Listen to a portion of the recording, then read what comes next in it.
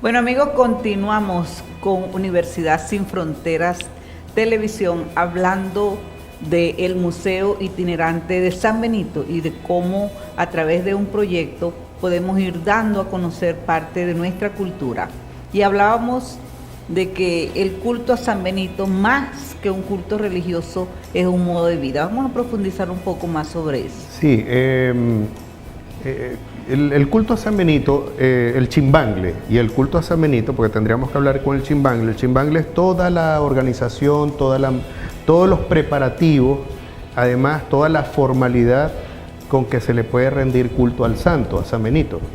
Pero el chimbangle también se conforma por un grupo de personas que además está acompañada por todas las comunidades que eligen inclusive sus guías, ¿no? En este caso es el gobierno del chimbangle, como se llama. ¿Y cada uno de esos chimbangles tienen toques similares o toques que responden a una determinada área o región del país? No, los toques son conocidos en todas las comunidades iguales, ¿no? Tenemos siete golpes, los 7 golpes son tocados por todas las comunidades, por supuesto, estamos hablando de las comunidades originarias, estamos hablando del sur del lago de Maracaibo. Sin embargo, esta manifestación ya ha crecido, por supuesto, se ha expandido por prácticamente toda Venezuela, ya hay presencia importante inclusive en Falcón, en Guayana, en Carabobo, en Lara. Y reconocemos que el Zulia, pero prácticamente el Zulia en su geografía, hay presencia de San Benito, ¿no? ¿Y cómo explicas tú esa diseminación de una cultura que es muy propia de zonas del país? Bueno, precisamente con la emigración de estas poblaciones por el trabajo, ¿no? En busca de trabajo y sobre todo por lo de la explotación petrolera. No podemos dejar de reconocer, por ejemplo, que Cabimas se convierte en la segunda fiesta popular y religiosa del país después de la Divina Pastora, y es precisamente con el culto a San Benito.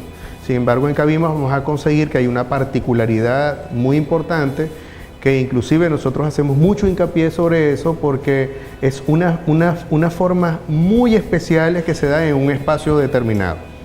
Porque mucha gente, por la cercanía de las grandes ciudades a Cabimas, Maracaibo por ejemplo, cuando la gente hace alguna investigación, hace alguna interpretación, siempre toma como un laboratorio de observación Cabimas. ¿Qué pasa? Que en Cabimas se baña con el ron al santo, hay una cultura completamente distinta, y eso por supuesto está desvirtuando lo que es la originalidad, que obviamente en el sur del lago se defiende muchísimo.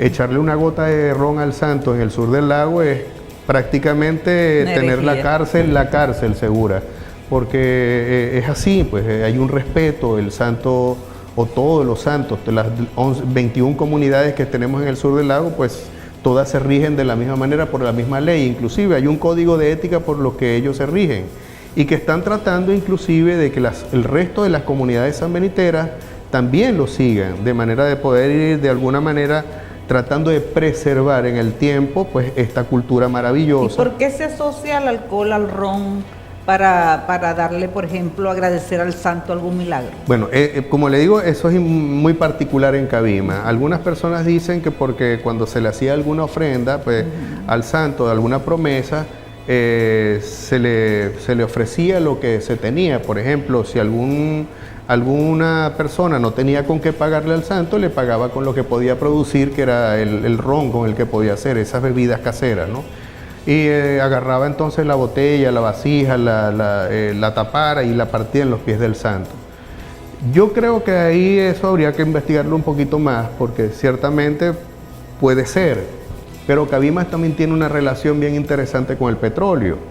Uno de los milagros más importantes que se ha dado en Cabimas es precisamente el del reventón, que por cierto estamos cumpliendo 90 años de ese gran, digamos, de experiencia o bueno, fortuna para Venezuela, porque se convierte Venezuela en la Venezuela económica que hoy tenemos.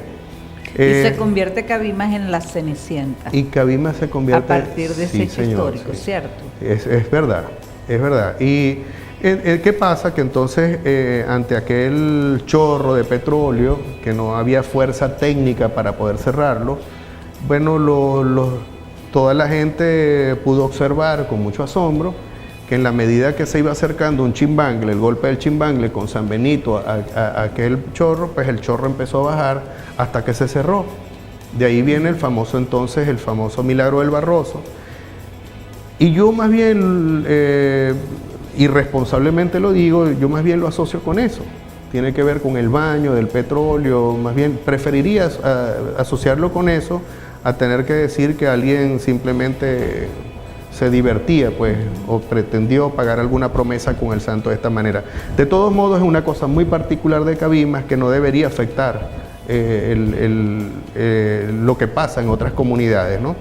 De Ahora, hecho, fíjate la diferencia o la importancia que tiene, la significación que tiene las universidades cuando desarrollan investigación orientadas en este sentido de cómo preservar todo nuestro patrimonio, porque creo que eso es una de las misiones de la universidad. A veces la ciencia o la academia rodeamos de un manto o de un halo que muchas veces no se corresponde con la realidad y tratamos de interpretar esa realidad o esa historia dependiendo de nuestra posición ideológica o de nuestra concepción de la vida y del mundo. ¿Por qué considerar que esa particularidad que se da en Cabima relacionada con el alcohol puede transgredir algún hecho ético con el resto de las colonias o de los estados donde se da también el mismo culto? sí, ¿Qué opinas tú sobre eso? Sí, la entiendo perfectamente porque, bueno, precisamente ese es parte de nuestro trabajo. El hecho de poder participar hoy día de las reuniones de Fundavasallo, que es la fundación que agrupa las 21 comunidades afrodescendientes del sur del lago de Maracaibo, es bien importante porque nosotros de alguna manera también estamos defendiendo lo que pasa de manera particular en cada una de las comunidades. Es muy importante saber que ellos son la esencia, de ahí nació el culto a San Benito, eso lo sabemos y es muy importante. Y también sabemos que la mayoría de las comunidades sanbeniteras que están fuera de esa zona son sus diásporas, entonces ellos tampoco pueden negar la existencia de esto. Ahora bien, las deformaciones o aquellas particularidades que se hayan creado en cada una de esas comunidades, pues son propias de esa comunidad y creo que también deben ser respetadas. Nosotros inclusive lo hemos discutido con ellos, se lo hemos hecho saber, porque precisamente quizás ese abandono, quizás el no haberlos reconocido a tiempo, tal vez es por lo que ahorita pudiésemos estar pasando por algunas situaciones de este tipo, ¿no? Juan de Dios Martínez se dio a la tarea de investigar de manera innata, pues él lo que quiso fue saber cuáles habían sido sus orígenes y por supuesto apoyar a esas comunidades. La mayoría de las investigaciones que se han hecho en Venezuela parten incluso de la misma investigación de Juan de Dios. Jamás he podido lograr encontrar alguna publicación que parta desde otra área y que no tome a Juan de Dios como referencia. Como su referente. Entonces, es muy interesante porque Juan realmente hace un trabajo muy importante, muy importante. Pero también es importante que saber que tenemos que explorar mucho más allá y teníamos que saber mucho más allá. Por ejemplo, era insólito que nosotros manejáramos muy bien la parte africana, pero una parte africana que fue producto de toda esa información oral, que obviamente tampoco logramos comprobar. Y que San Benito de Palermo, que forma parte de todo este juego, la gente no lo conociera, inclusive todavía hay mucha gente en el sur del lago y Cabimas que piensa que San Benito era blanco, que se convirtió en negro porque las mujeres lo perseguían, entonces le pidió a Dios que lo convirtiera en negro, que además me parece un acto de racismo terrible. O que San Benito nació en Bobures o que nació en Cabimas, pero bueno, esas cosas me parecen maravillosas, pero no fue así. San Benito nació en Italia, era hijo de padres africanos, de padres esclavos, cosas que me parecen también interesantes porque coinciden también con la procedencia de Ajé. Y hay unas cosas bien interesantes. Inclusive, como le decía antes, yo no creo que exista un sincretismo entre las dos imágenes, sino que hay un paralelismo religioso. Yo creo que quienes siguen el culto a San Benito, ven a San Benito y ven a Ajé en uno mismo. No creo que haya diferencia entre alguno, o lo separe o lo desconozca. Están ahí presentes los dos. Y es muy interesante porque esas son precisamente las cosas que nosotros venimos defendiendo, ¿no? Si hablamos, por ejemplo, de los puertos de Altagracia, en Miranda, el golpe de Miranda, primero que no se tocan todos los golpes, apenas se reconocen dos, el golpe de Ajé y el golpe de Chocho, pero estos dos golpes son muy particulares también, porque el movimiento tan rápido que inclusive más bien parece un ritmo de samba. Y nosotros también tenemos que respetar esa particularidad. Al contrario, vemos como muchas comunidades siguen la tradición del chimbangle, se llaman chimbangaleros, y resulta que seguimos prácticamente toda la manifestación. Es muy interesante eso. Vemos una diferencia también donde se celebra el culto a San Benito, pero de manera completamente distinta que en los giros de San Benito, en Mérida. No tenemos el chimbangle, pero tenemos los giros, y son dos manifestaciones totalmente distintas. Totalmente distintas. Bueno, amigos, ya regresamos. Somos Universidad Sin Fronteras.